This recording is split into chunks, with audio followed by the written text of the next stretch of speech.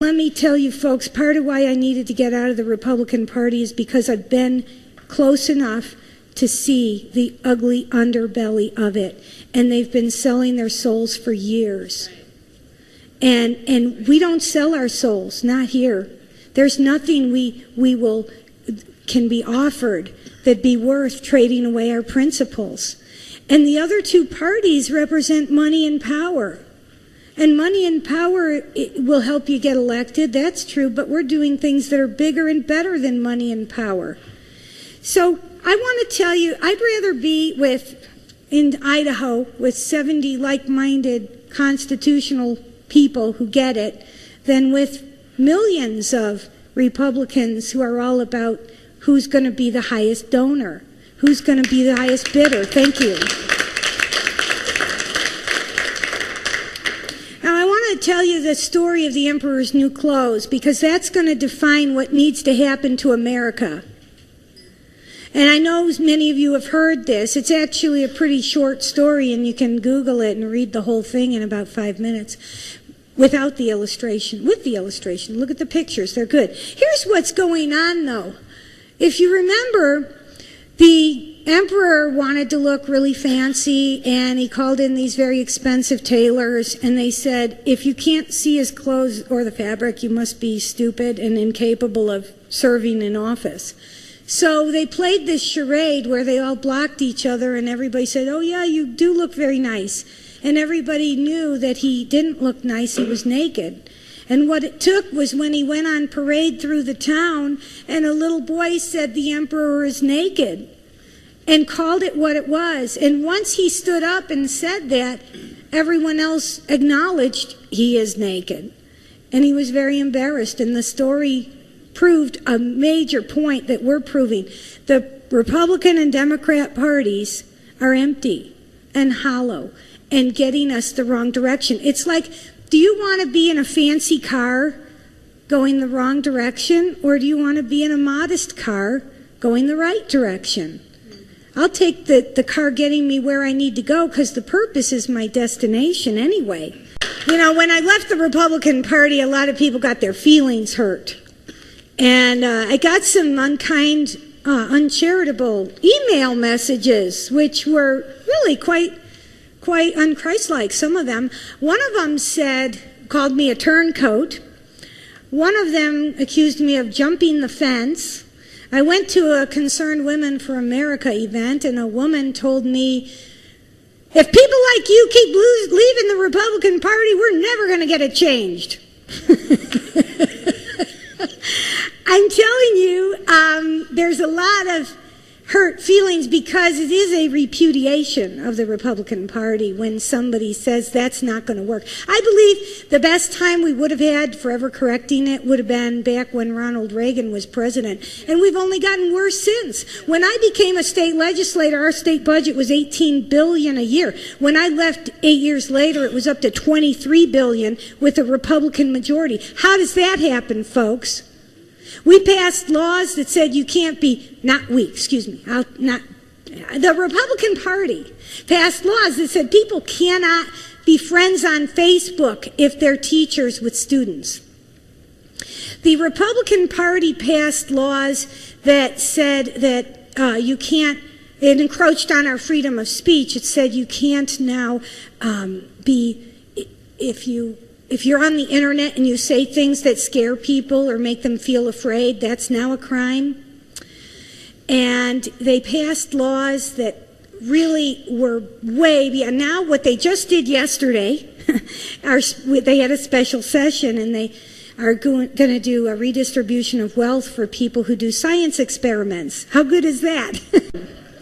Now, tomorrow night, I'm going to be speaking at a very elegant dinner. That there is a group of people, this should give all of you hope. You're not the only ones who care about the Constitution. There are plenty of other people who do in this country. But there's an organization called the Young Conservatives of America, and they realized that Missouri, with its supermajority of Republicans running it now, is taking the train right off the tracks. So they've gone through a painstaking effort of analyzing all the bills and matching them up on whether they're constitutional or not. And they discovered 41% of all the bills passing out of the House to the governor's desk are constitutional and the rest are not. And that's with a Republican-held majority. And with all the unhappiness they've had, they started evaluating, and this was a year ago, before I knew anybody ever cared. You see, people like us don't ever get awards. We don't get plaques. We don't get big recognition, because when you love the Constitution, there's no natural lobbyist group to give you money. Okay, so what we've done, they analyzed all the bills, and when they got done, they looked at it, and last year they gave me an award for being the most constitutional legislator in the state of Missouri.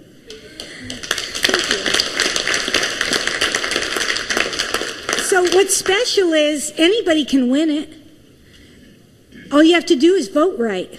It's easy. All the other groups, and I'm sure Virgil will tell you, having been in office for a while, that the other organizations give you awards based on how well you schmooze and shake hands and how good your hair looks and how many people you know. And if most of the bills that get passed that funnel money to the special interest groups, all the special interest groups that are getting money will give you a plaque if it's a good deal for them. That's how that works. So anyway, tomorrow night I'm going to this Lock and Smith Award to present my, they give you a great big granite plaque. It's really cool. And what's cute about it is I didn't even know anybody was watching when they were scoring. So here's what's cute about it. They are actually, there was a lot of anger among the Republican Party people particularly, where they were like, how dare you not give it to my favorite legislator? He's such a nice guy. And he told me he was conservative. He couldn't possibly not get the award. But this is why we need to think, because actions speak louder than words. It doesn't matter what you say. It matters what you do.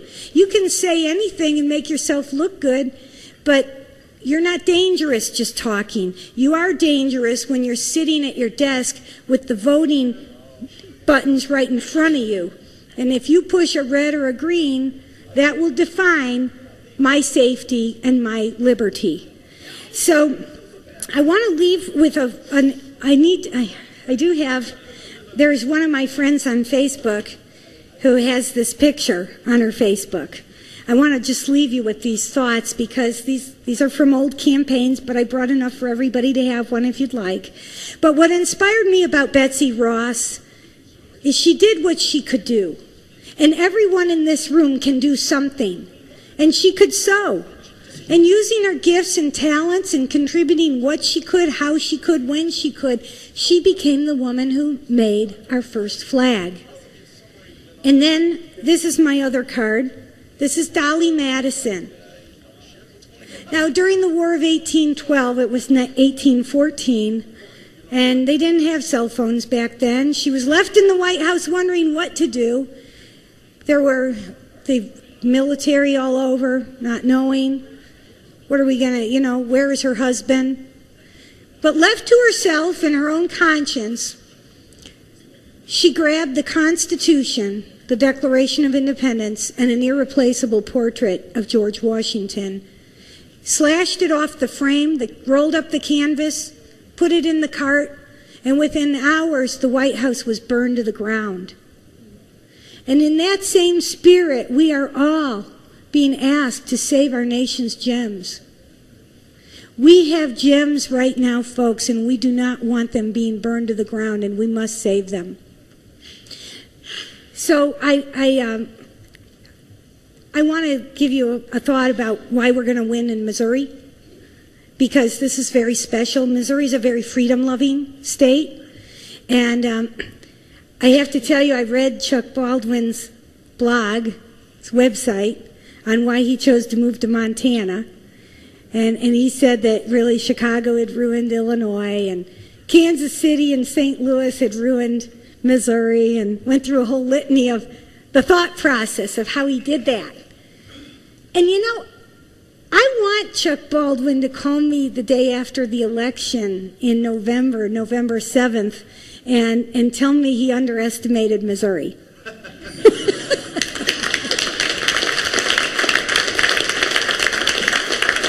This is the most winnable we've had it, folks, for a long time, and I'll tell you why. I am likely going to be the only pro-life candidate on the ballot. And that's very special because we're going to bring up issues and we're going to talk about what really counts and what matters. And I want you to be inspired with what's on the front of my Dolly Madison card because I put the fourth verse of the Star-Spangled Banner. And some of you may know it, but for those of you who don't, you need to have it in a card. And I also needed to cover up her bust line because it was immodest.